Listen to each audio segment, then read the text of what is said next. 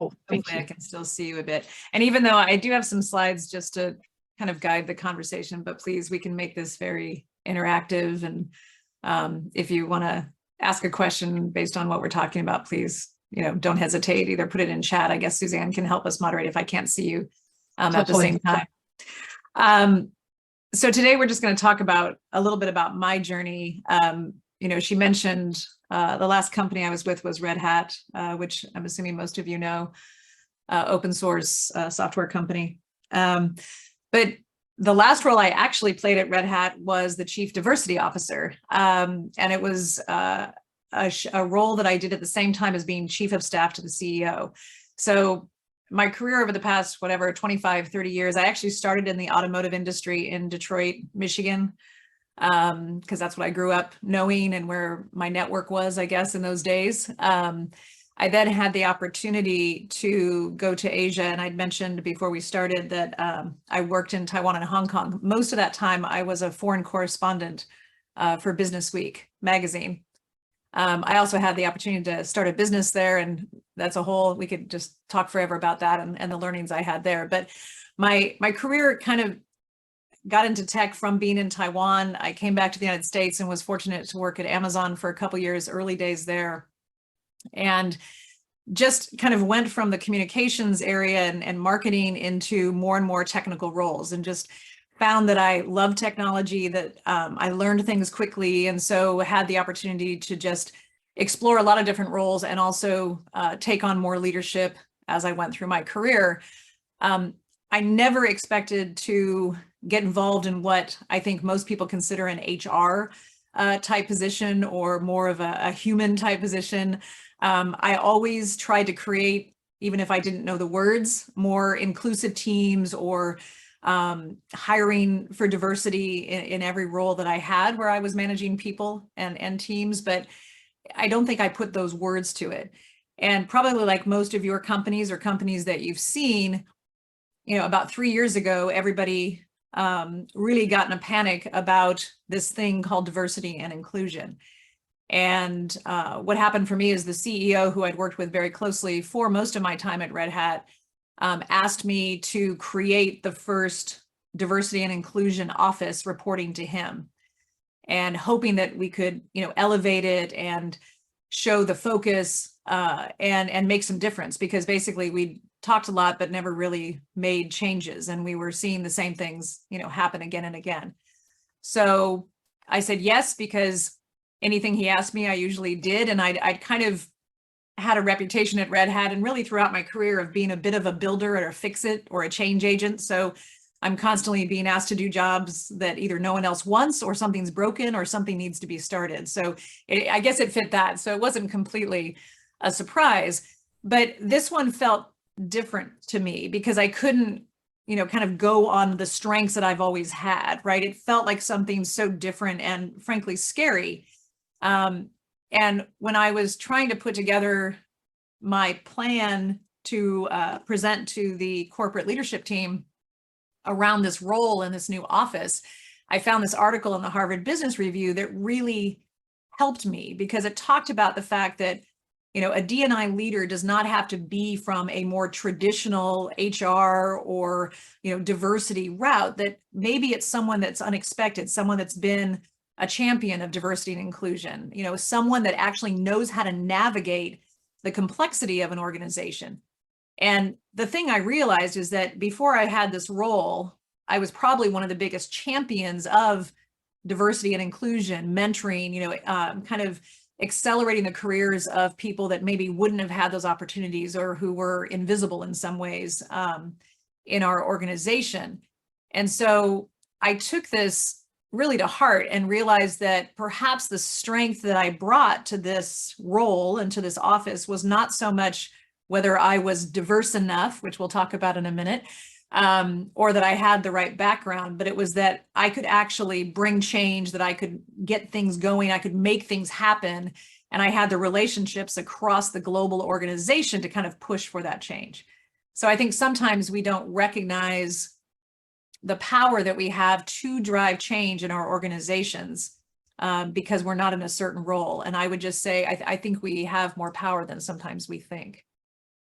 So I'm just going to go through some of the biggest things I learned. And again, this is a huge topic, but if we can just, hit on a couple things that might help you or kind of resonate with you, I think that would be great. And I think the biggest first thing was self-awareness is probably the most important part of this entire topic, conversation, or anything that you are trying to do around diversity, equity, and inclusion. And this is, we start with the man in the mirror, so to speak, to quote Michael Jackson, but and this is obviously the hardest part, because you have to admit a lot of things about yourself. And I think for me, the part that was the hardest, to be honest, is that people would say to me, well, sometimes you can be a real asshole. And I don't think any of us think of ourselves as assholes, and I have never considered myself that type of person, but I am a very passionate person. I have high expectations for myself and for others. And I think I'm a driver and I like to get things done and make an impact. And depending on who is receiving that passion, it may not be experienced the same. And I think that was my first big learning, is it's not about what you think you are or what you're doing from your own perspective. It's constantly pivoting to think, what is the experience that someone else is having of you? And I don't think we think about that a lot. We think, oh, I'm just being passionate or, excited or, driven or, whatever it is. But I really had to step back and think about this. And one of the examples I can give you is the CEO I mentioned. He and I had a very open and honest conversation. And there was a time we were in a meeting together and he said something that I just completely disagreed with. And I said, I'm sorry, I just disagree with you. And he just got really mad at me and just like stood up and started cussing at me and yelling at me and everything. And I just and then all of a sudden I looked kind of to the side of the room and I saw these 10 very senior engineers just like under the table, like all of them were kind of doing this thing, where they're like, where can we go? And I said, okay, we need to stop, like time out. I apologized. And I think it was moments like that where I really had to step back and say, am I showing up so that everyone feels safe? May I jump in and make a comment, Margaret? Thanks so much for bringing that up, because I remember watching some of your interviews before. You touched on diversity of working style, right? And just coming out of our workshop on emotional intelligence, where we discuss personalities and working preference. I guess what I'm hearing, what you describe, you being a strong driver, getting things done. It's clearly working style can really clash with people who have very different working style, especially when two drivers, dealing with sounds like what's the case of you and your CEO can be really, yes. So bringing self-awareness again, it's such an important topic. Well, and I think that you can find, so what he and I agreed to is we can do that in the privacy of his office, because that's the way we dealt with each other, and that's fine, but you can't do that if it's going to be impacting others negatively, right? So really thinking about relationships you have and how you're showing up. And I'll apologize if I offended anyone with my F-bomb. I should have probably brought that up in the beginning. I blame the automotive industry, so if any of you come from that world. The other thing is just doing the hard work. I found it helpful to take this course. And I think, most of you are extremely smart individuals, and there's something about immersing yourself in a new topic and doing it in an academic setting that just kind of forces you to get your mindset, into that space. And this was a great program through Cornell. We also did this entire intercultural development index with several of the executives as I was going into this role. And that also was another way to kind of look at, where are you in your own development? And it was a very honest look at, are you really inclusive? Are you really as advanced? Because we all think that we are more accepting and more empathetic and more open-minded than we actually are. And I think that was a little shock to my system as well. Because one of the things that IDI did was it's kind of a spectrum of maturity, I guess, in your own intercultural understanding and development. And the final stage, or like the most mature stage, is called adaptive, where you really adapt across cultures, or you adapt to the people around you and the different, styles and whatnot. And I just had this impression of myself, or my assumption, because I traveled and worked all over the world. And I felt very comfortable in many different cultures that, of course I'm adaptive. And, the facilitator said, 80% of people think they're adaptive, and most people are at least, 2 or 3 stages before that.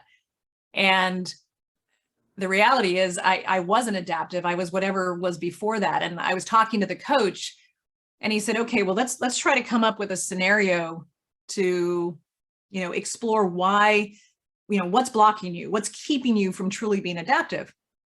And so he did this scenario where he said, imagine you're walking into a room and it's a meeting of Black Lives Matter.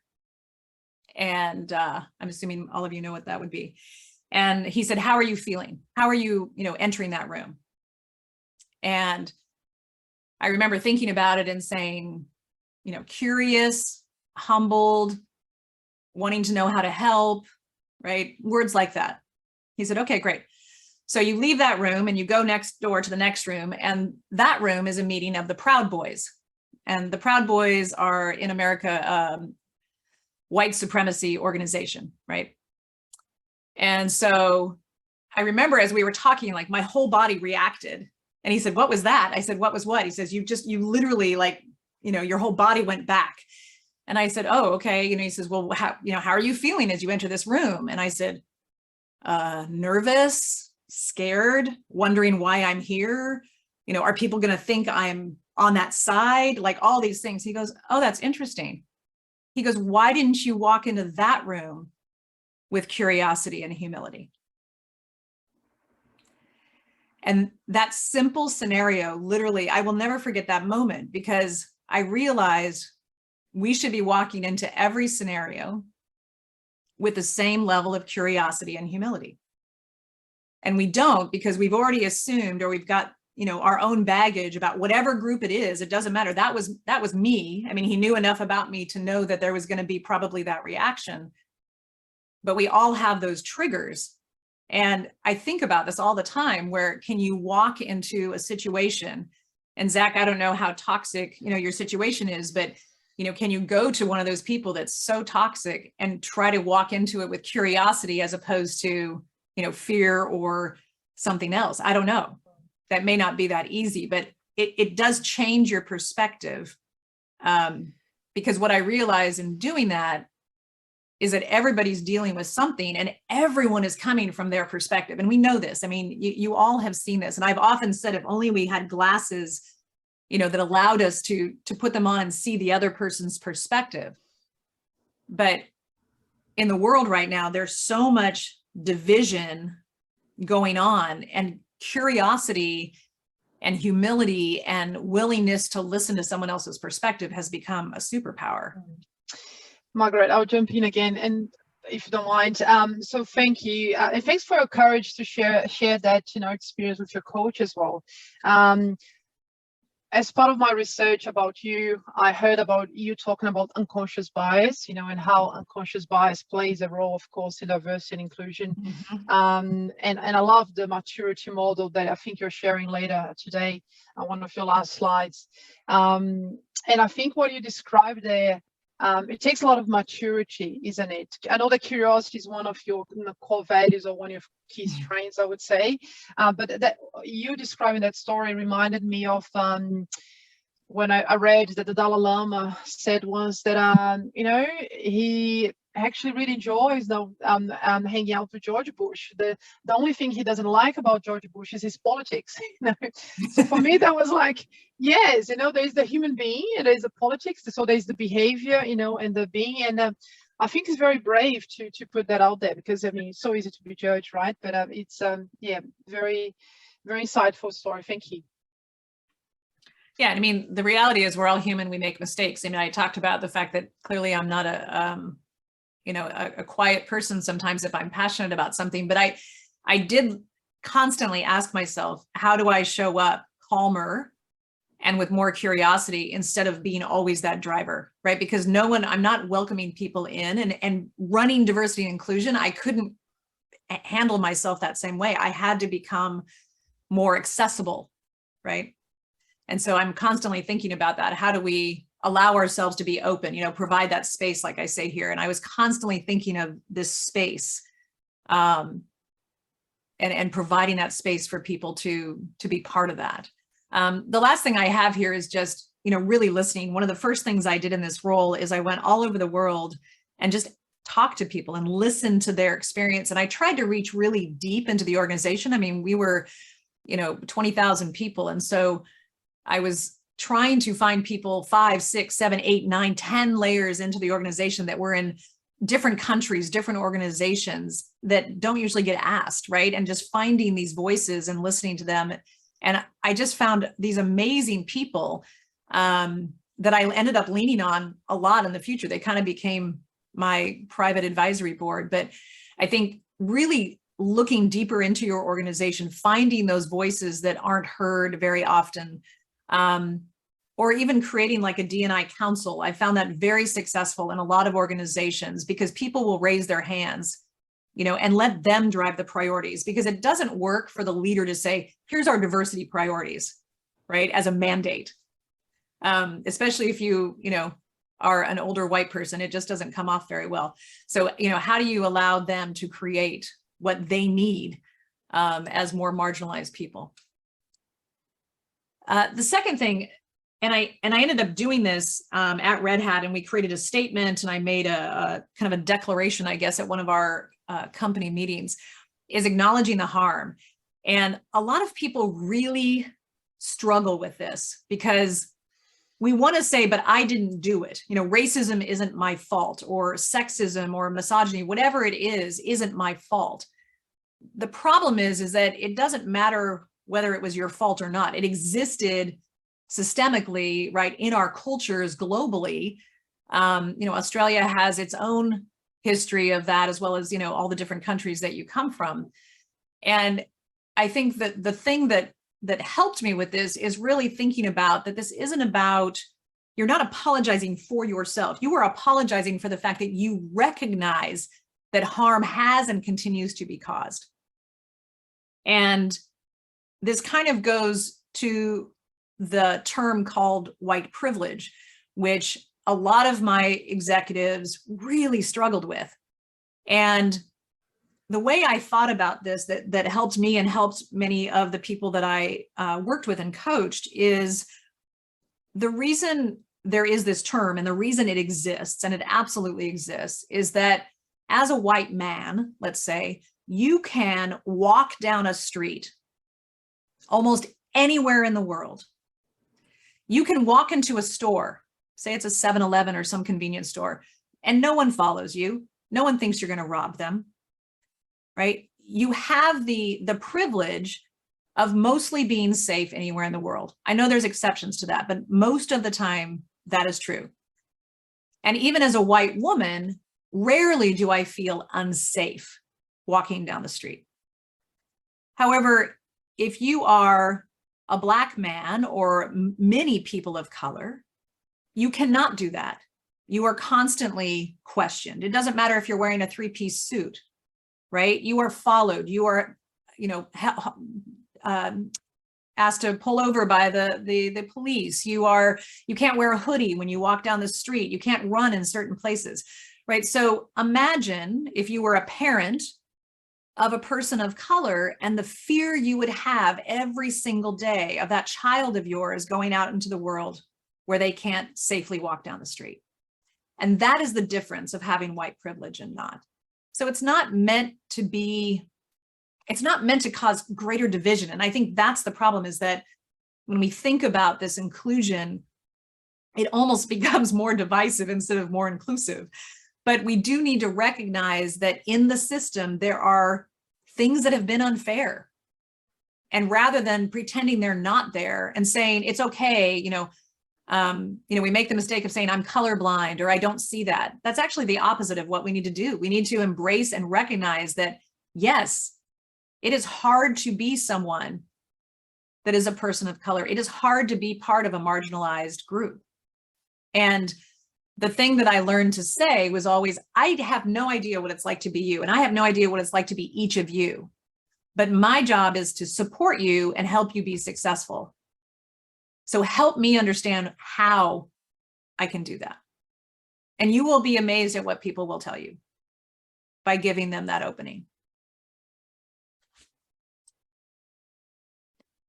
the other thing is we talk a lot about diversity, and we've had quotas and we've had initiatives and we've had, Hire Women Week and all this kind of stuff. And yet the numbers in the tech industry honestly have gone down, not up. So as a woman who, was an executive in tech for many years, I saw my numbers dwindle, where I thought, okay, being the only woman on stage 20 years ago, that'll change. That must change, right? Nope. Go forward 20 years. So something's not working. And what it is we're starting in the wrong place. We keep starting with wanting to say, okay, how many of this do we have? We want to quantify it, right? And the reality is we're not doing anything to change the environment.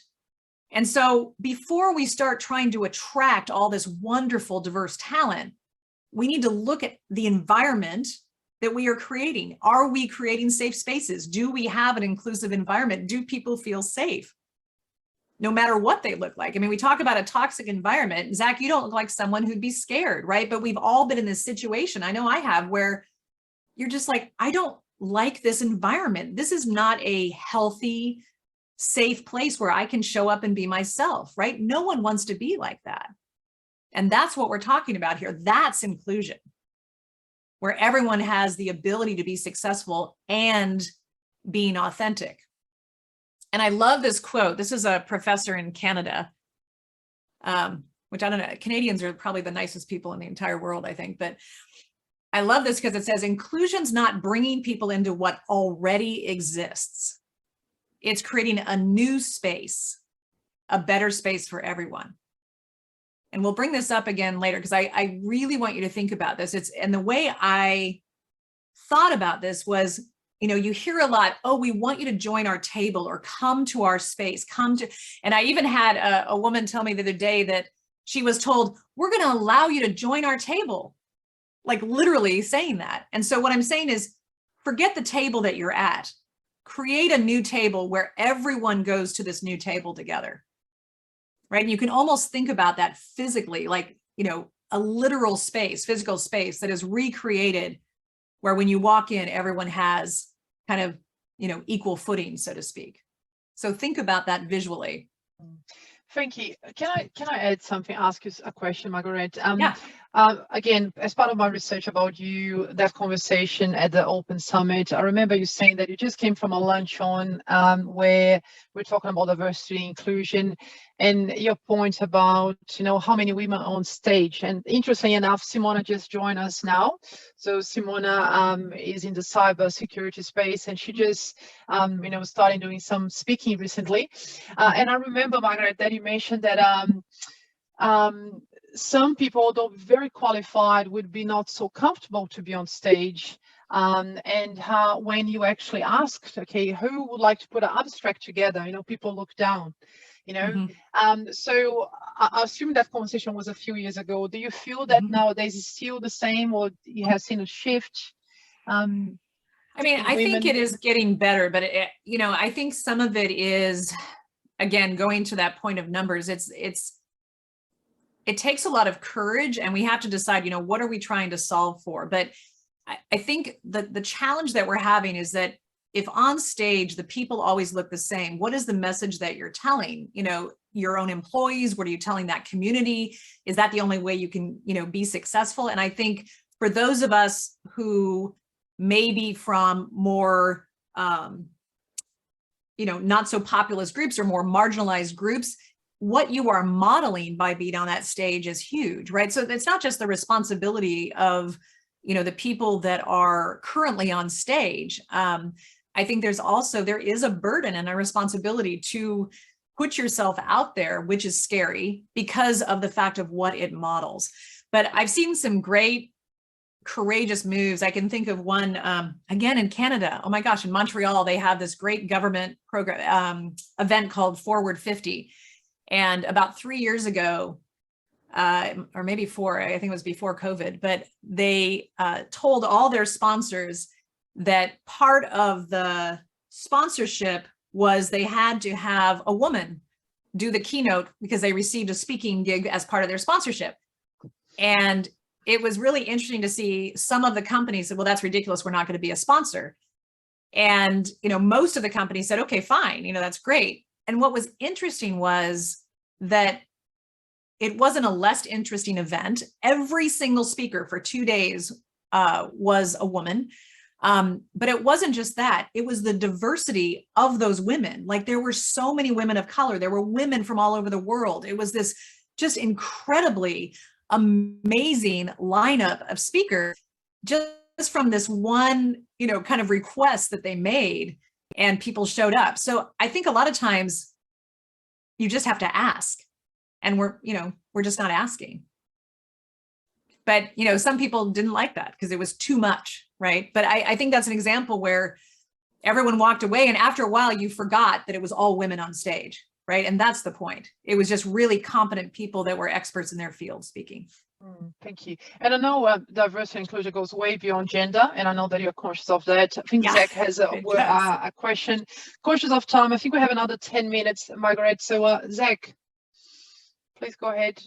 Sorry, another question. I just wanted to say that I haven't heard of this Canadian professor about this view of inclusion, but I just wanted to add to this. Inclusion, at least for me, has always been, it's not a static space. It's someone allowing someone else to bring themselves into that group, and therefore recreating that space again and again and again. People come and leave and being themselves. That's a fluid space. It's not a static space where you just bring people into. So it's great to see that the same thing being reflected by the study there as well. Yeah, I love that, recreating it over and over based on what's happening. And you just almost define psychological safety as well, which goes with it. And if you're not familiar with this term, which I hadn't really heard this term that much before I started doing this work, and I think now also it's become more mainstream, but the fact that you do have the ability to be your authentic self without fear of this negative consequence or without fear of repercussions. And I think this really comes up when you're talking to someone who is transgender, or someone who may not be, a woman or a man, or someone who is a person of color, or someone who just feels marginalized, or, anyone that feels that they can't be themselves. So I think this is something we've probably all experienced. It's and that kind of brought us up about respecting others' identities. And again, identity has become a very complex thing. And depending on, where you are in the world, or what company you're with, you may have more freedoms and more expression of this than others. But, one of the things was just learning all of the different pronouns that people use and the different gender identities. And we ended up changing how people could identify themselves in our internal directory, which prior to this we had not done. And I also learned that, in talking about gender, that we often use sexual terms like female and male, when in reality, gender is woman or man. And female or male is actually talking about sexual genitalia versus, the fact that what is your identity. And so just something simple like that, like changing what you say, instead of female saying women, or instead of saying, male saying men. It's interesting to see how that changes, and just using they a lot more. And I found myself changing my vocabulary just to make sure I was being inclusive in my language. And it's interesting, this touches so many things. We actually were leasing a new office space in our Sydney, Australia headquarters. And the landlord asked our operations manager, our facilities manager there, to send him a spreadsheet of all of our employee names and their gender, because he needed to know how many bathrooms to put on the floor. And so the facilities manager called me and said, what do I do? And I said, we are not going to send him a list of our employee names and their gender. Like, that's just, it's a privacy issue. And why are we hung up on bathrooms? Like, what is going on? And so we went back and forth. And so what we ended up doing is building 4 gender neutral bathrooms on the floor that was our floor in this building, which no other floor had. Because it became this huge issue, just, how many men's bathrooms there were and how many women's bathrooms there were. And then do we do a family bathroom for people that don't, identify as man or woman? And it just became this entire thing. And so, how hard is it just to do gender neutral bathrooms? And And it was funny because that experience when I currently own a restaurant here in the town where I live. And when we were totally renovating this restaurant, there was the old restaurant had a pink women's bathroom and a green men's bathroom. And I said, can we just, rip this all out? And so we redid the whole area and did 3 gender neutral bathrooms. And it's interesting always for me to see who comes in and goes, oh, that's cool. And then you have people in my small town who walk over there and go, well, what the hell do I do with this? Like, they don't know where to go, but it was important to me. And I think the other thing is that identities are not the same as social categories. And I think often we kind of mix them together. Like social categories are what society targets you. Like I am tall, I am female, I am old, or whatever it is, whereas identity is how we describe ourselves. And it's usually positive, right? Because it's our self, it's how we think about ourselves and how we attach meaning to who we are.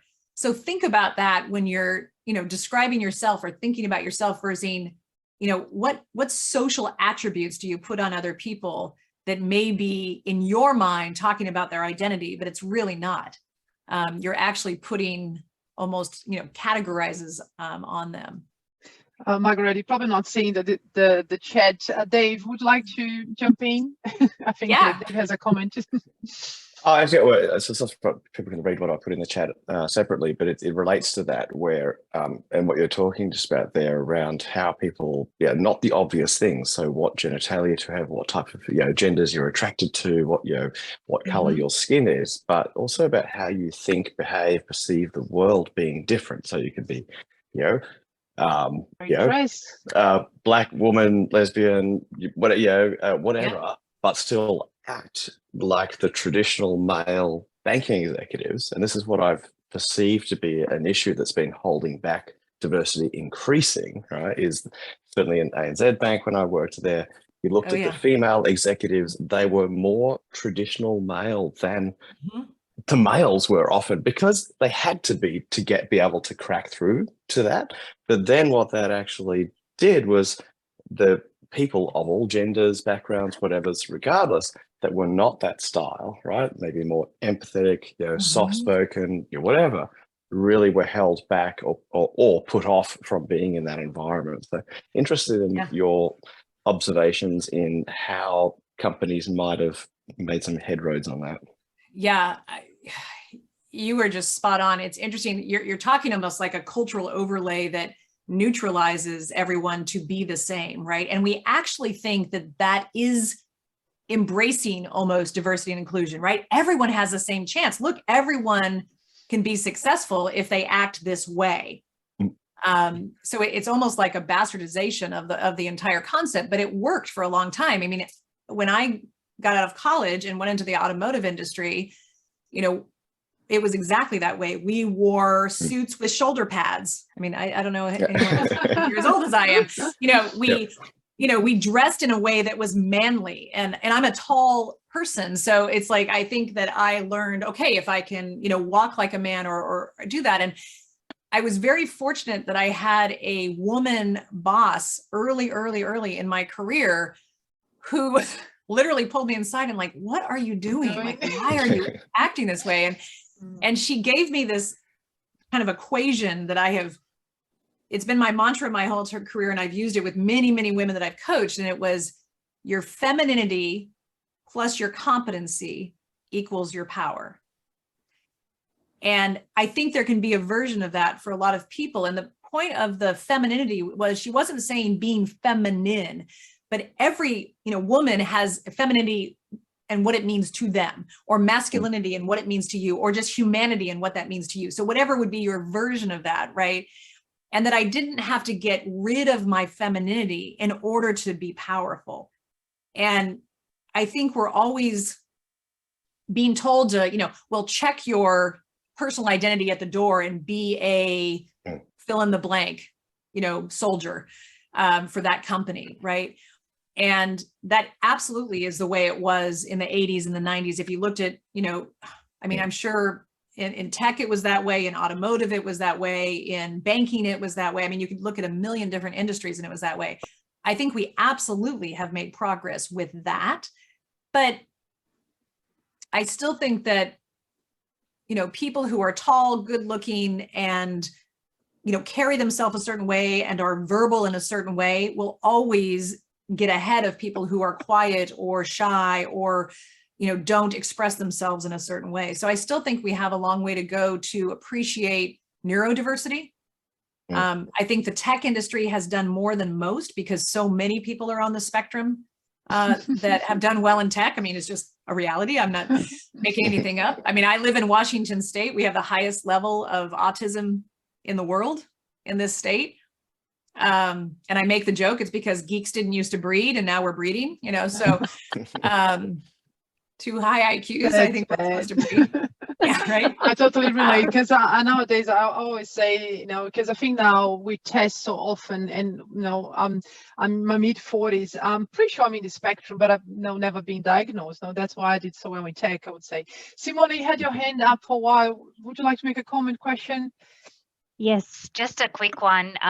Piggybacking off what Dave was saying, like I'm a female in tech, and probably for the last 20 years in technology, I can see things are changing quite a lot, but I still feel, like one of the slides that you showed, Margaret, earlier was around inclusivity and inclusiveness. And I still feel like there is an element around, yes, we're more inclusive as long as people look and feel and act, within these parameters.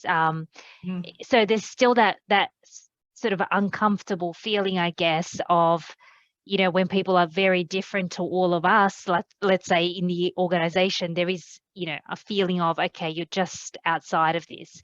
And I don't know whether I feel that because I'm more empathetic, or whether that's something that, other people maybe don't feel. But one of the things that I kind of, it hits home for me is that, for a long time, exactly what you were saying, I was told to be, I knew what I needed to be in order to, in tech, in order to get to progress with my career in a way, what to say, who to say it to, like make sure you kind of don't stand out too much. Yes, blend in, with the shoulder pads back in the day, to the point where even nowadays, I do get comments such as, like you don't come across as confident, or as confident as, what I would have expected, or, you're too softly spoken, or my stature's too small. And I feel like, how much more confident do you want me to be? Like, do I need to act like, I don't know, what you perceive as confidence is, or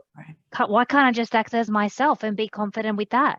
So I kind of still feel. So just to jump in, like I think that's the point of diversity, or in terms of the values of the organization, is having people who go, hey, I'm not going to just go in and assume my idea is the best one. So not being that as confident is, hey, I'm the one who's going to bring to the table the, hey, should we ask about this from different angles before we go?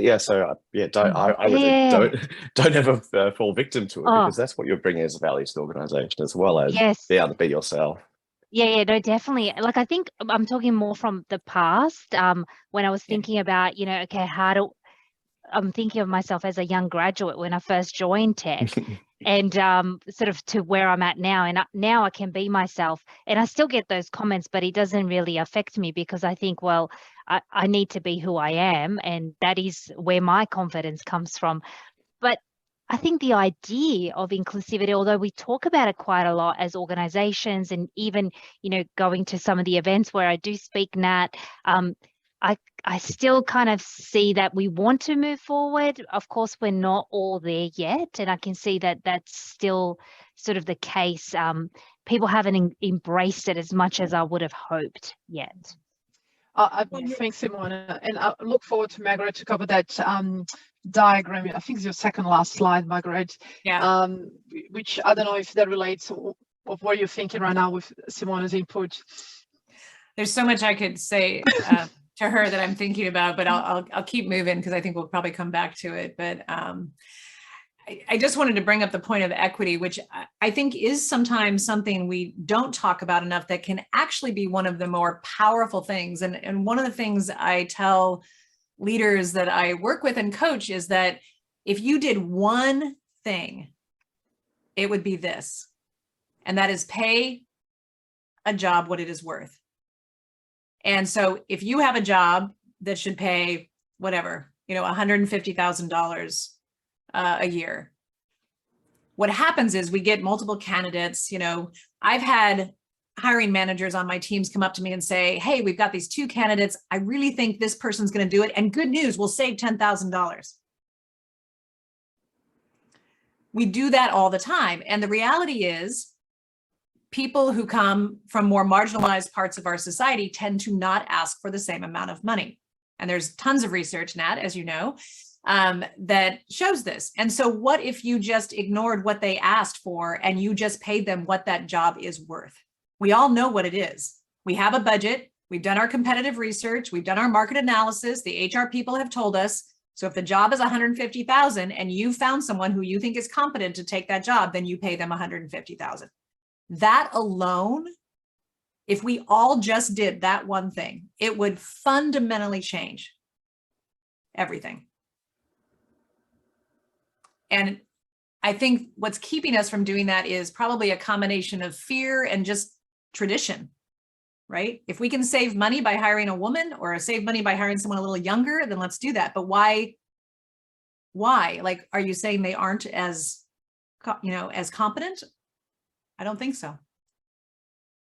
And that kind of goes with intentionality. And I think this is hard because to be intentional about all of this means having uncomfortable, courageous conversations. And I call them courageous very intentionally because they're scary, right? It means talking to people who may have a very different point of view, who may be very angry, and they may be angry at you. And making the time and making the space and trying to understand what is actually happening. And there was so much built up anger when I first took this job that I had a lot of these conversations, right? And it goes back to what we talked about in the beginning, which is just listening and helping everyone feel that they are being heard. And then what do you do with that information, right? Do you somehow make changes? And then, of course, and I'm sure all of you are doing this, but if everyone can be allies and mentors and sponsors, and there's a difference between these. And I think, at your level, finding someone to sponsor, meaning that you are going to help them in their career and guide them and find those opportunities, is huge, because these are people that may not ever have that opportunity. And one of the things I did in this role, and also as chief of staff, was I was constantly identifying people that I met through this role and getting them exposure to executives in a way that they never would have found. They didn't have enough connections, right? It was too much. So think about those people that you can provide that exposure, provide that mentorship, provide that sponsorship, because it will change their lives. Think about who did that for you. Most of us had it. We just didn't realize it, right? We had these champions that really helped us get the opportunities that we have. Setting expectations, this is another thing that is very actionable right now. And the biggest thing is calling out bad behavior, calling out your own bad behavior, having the wherewithal to apologize if you do something that was not the best behavior, but also not allowing others, to behave badly. And I use this picture because at first glance, it doesn't look like anything's happening other than one person speaking and people are listening. But if you look at the gentleman with the beard and the look on his face, right, what is he communicating with that look? And things like this happen, these subtle communication, is happening and we just ignore it, right? Or we don't see it.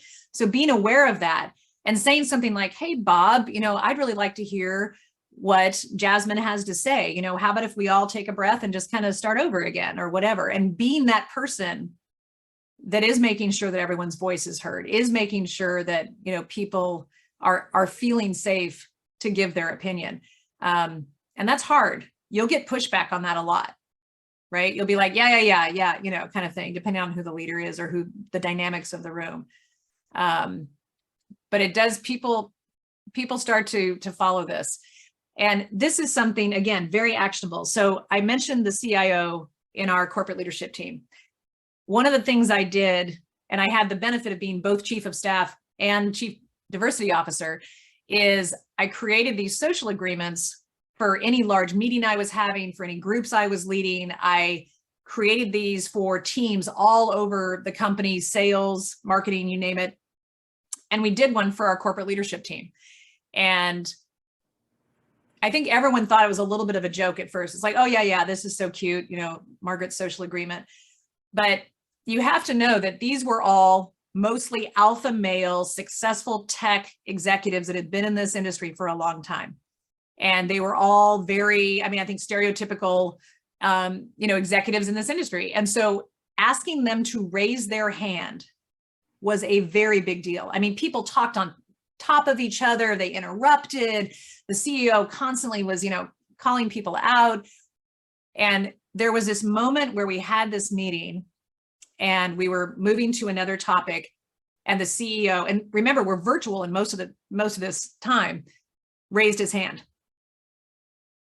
And I said, thank you so much for raising your hand. What would you like, you know, to talk about with this topic? And I mean, the looks on everyone's face, you know, you could see on the Google Meet, everyone was just like, oh my God, Paul just raised his hand, you know, and that was all it took, you know, and then it was like something broke that moment and people started raising their hands. And when they didn't, they even started calling each other out. And this sounds like such a simple thing, but being able to show this, and I would bring this slide up at the start of every meeting, you know, okay, guys, you know, here is our social agreement. I want to remind you of this. This is our rules of the road. This is how we're going to, you know, agree to behave with each other and show up for each other, because we know that we're more productive and have a, you know, a better experience together if we all follow this. And there's a million different, you know, versions of this. I've done a ton of them, and it doesn't matter what it looks like. It doesn't matter if it's pretty or not pretty, but it's getting everyone to agree that what would help them to feel safe in that environment. What do they need from their colleagues in these interactions? And then create it, but then you've got to use it. Someone's got to sponsor this every time. And then just making it part of your business. I mean, I think, you know, the other thing that happens is DEI becomes this adjunct thing that gets added on. Oh, and diversity. And we did two things. One is that we did this whole assessment of where are we really? And we ended up working with Deloitte just because I really liked their model. I liked the framework. I liked the words. I liked the way they did it. But there's a bunch of different companies that have similar types of maturity models for diversity and inclusion. But the other thing, I just lost my train of thought completely. So we did this, and then the other thing we did is that in our enterprise planning, diversity and inclusion had an objective and metrics and budget at the same level as revenue, as product, right? And usually it's different. I can tell you that every plan I've seen for the last, 10 years, there would be like, okay, we're going to do this with the products. We're going to make this much money. We're going to do this with the market, you know, and we're going to do this with something else. And then people was always like a line below it. And you know what I'm talking about. You've seen these plans, right? We have these 3 big objectives, and then we're going to love our people, right? Or we're going to embrace diversity. And it's never at the same level. And it usually doesn't have the same KPIs attached to it. It doesn't have executive bonuses attached to it. It doesn't have, you know, the same cadence attached to it. And so for the enterprise planning that we did for 2022, we had a very clear diversity and inclusion objective, key result, metric, bonus that was all tied at exactly the same. So it was as important as the revenue, as important as our product achievements. And you can imagine there was a lot of pushback on that, right? Because that's a soft thing. How do we measure it, right? But even if it's just the visual of that, it's very powerful. It's very powerful. But just learning, you know, where you are in that. And then finally, just, you know, the thing I always say is it doesn't matter where you've been. It doesn't matter where you are. It doesn't matter what's happened. Like, start today. Make one decision, do one thing, you know, go to your next meeting and do a social agreement, you know, find one person in your company to sponsor. I mean, every little thing we do, honestly, makes such an impact. And we just don't think that that's true, and it does. And how can we create a new table? So thank you. I hope. Amazing. Thanks was so much, interesting and Margaret. helpful. So generous, and so many rabbit holes that we could go in. Unfortunately, we don't have enough time, but I think we had had opportunity to share our thoughts briefly, and I'll definitely watch the recording myself, because there are so many gold nuggets there. Thanks a lot.